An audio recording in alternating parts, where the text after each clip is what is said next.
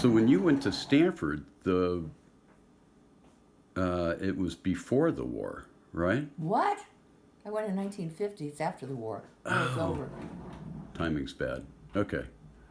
Lots of boys. Lots of boys. Yeah, but you didn't like it. I didn't like Stanford, but I liked the boys. Okay. I don't know. And then one time, I don't know if I ever told you this. I think I told you this, but I'll tell you again. So I went to my locker, between classes to get my books for the next class. Okay? Bunch of boys hanging out, sort of in the vicinity. And I'm thinking, I don't know if I thought too much about that. I don't know if I even thought about it then.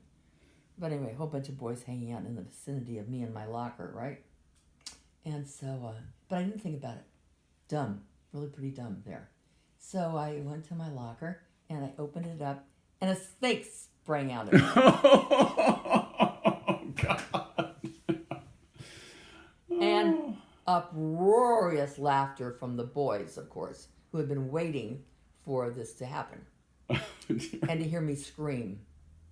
They were dying, waiting for me to scream, which, of course, I did. Very loudly, very vociferously, I screamed. And then I turned, and I looked at them all, and I knew it was Bill Gargiulo who did it, Uh-huh. So I just took my fist and just pounded him. So later on, I forgot who had done it, so I thought it was Owen Greenan. And he said, Barbara, it was Bill Gargiulo who did it.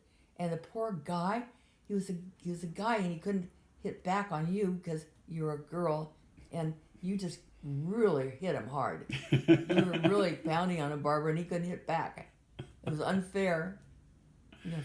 So that was another sort of strange things that happened. Not strange, but funny, silly, funny things.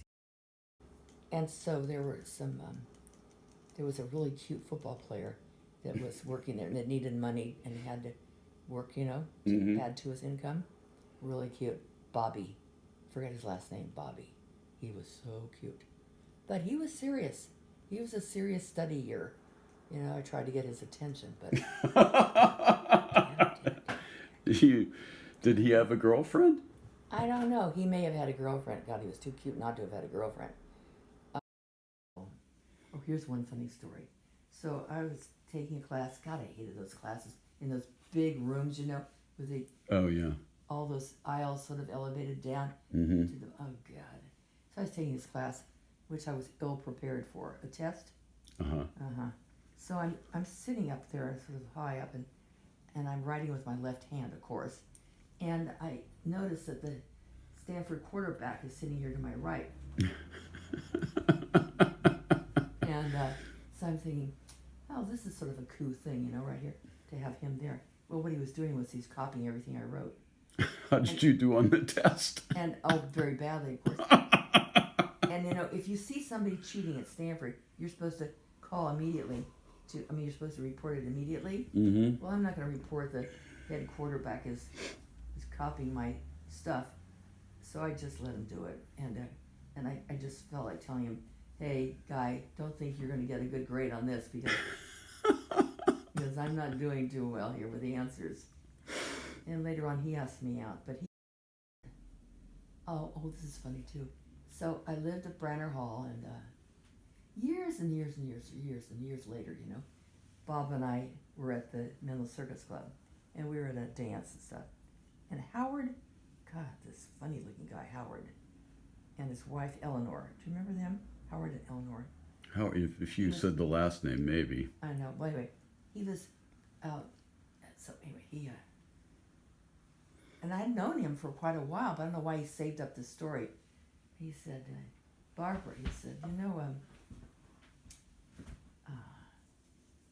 the Stanford law team was just, the law students were just really crazy about you. And I said, well, I didn't know any Stanford law students.